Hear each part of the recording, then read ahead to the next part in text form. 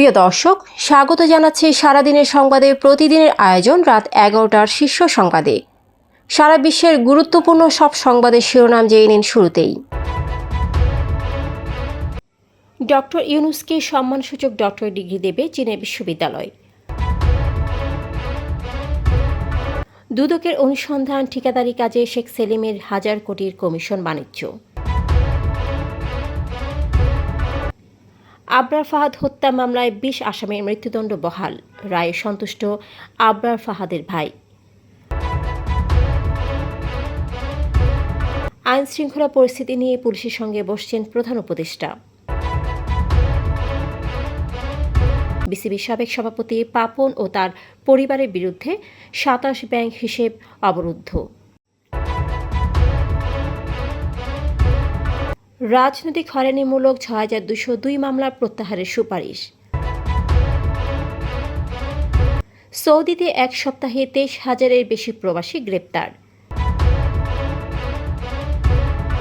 7 দিনের রিমান্ডে শীর্ষ সন্ত্রাসী ছোট সাজ্জাদ। ফেসবুকে সাজ্জাদের স্ত্রীর প্রকাশ্য হুমকি। 7 কলেজ নিয়ে ঢাকা সেন্ট্রাল ইউনিভার্সিটি। মিয়ানমারে জান্তা বাহিনীর বিমান হামলায় নিহত 12। প্রিয় দর্শক, এবারে জেনে নিন বিস্তারিত। ফ্যাশন ব্র্যান্ড মানে আর্ট। প্রধান উপদেষ্টার প্রেস সচিব শফিকুল আলম জানিয়েছেন, আসন্ন চীন সফরে পিকিং বিশ্ববিদ্যালয় ডক্টর মোহাম্মদ ইউনূসকে সম্মানসূচক ডক্টরেট ডিগ্রি দেবে।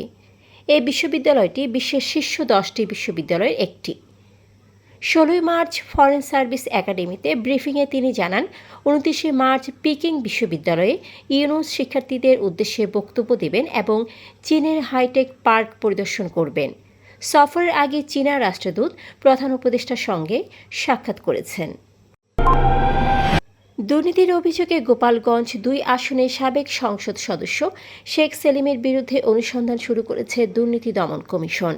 শেখ পরিবারের প্রভাব ব্যবহার করে তিনি গত 15 বছরে 1300 কোটি টাকার টেন্ডার কাজে 10 থেকে 15% কমিশন গ্রহণ করে পছন্দের ঠিকাদারদের কাজ দিয়েছেন।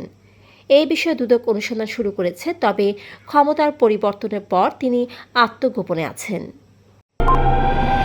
বুয়েট ছাত্র আবরার ফাহাদ হত্যা মামলায় হাইকোর্ট 20 জনের মৃত্যুদণ্ড ও 5 জনের যাবজ্জীবন কারাদণ্ড বহাল রেখেছে।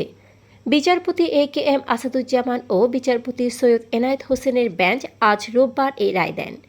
রায়ে সন্তুষ্টি প্রকাশ করেছেন নিহত আবরারের বাবা ও তার ছোট ভাই আবরার ফাইয়াজ। তারা এ রায় দ্রুত কার্যকরের দাবি করেছেন। প্রধান উপদেষ্টার উপপ্রেস সচিব আবুল কালাম আজাদ মজুমদার বলেছেন, আইন শৃঙ্খলা পরিস্থিতি নিয়ে মানুষের মধ্যে এক ধরনের উদ্বেগ আছে।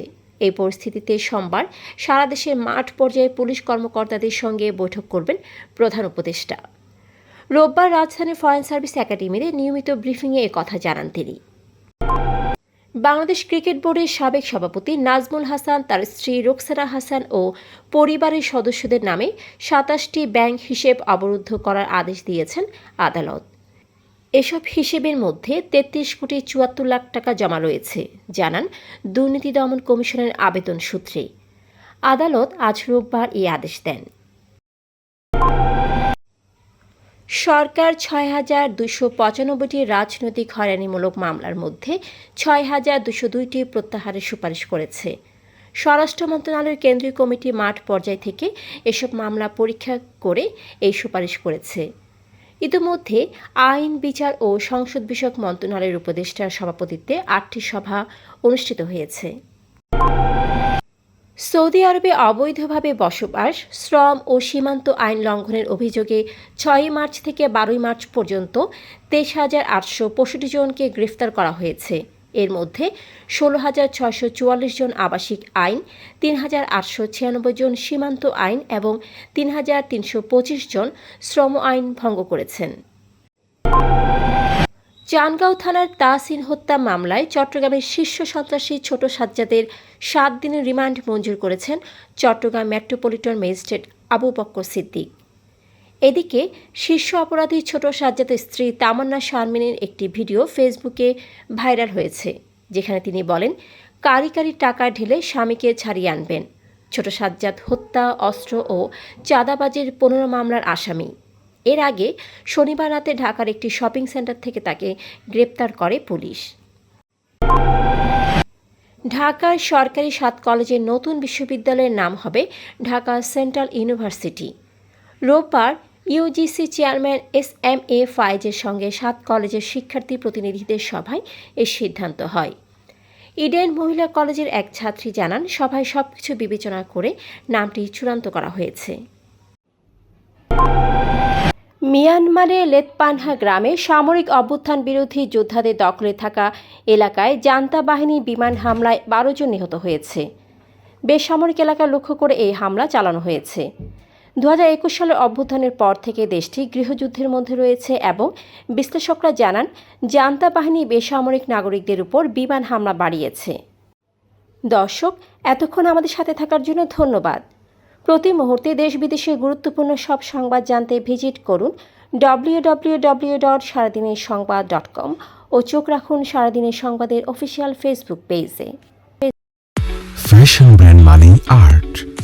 Men's, ladies and kids wear art. Be smart.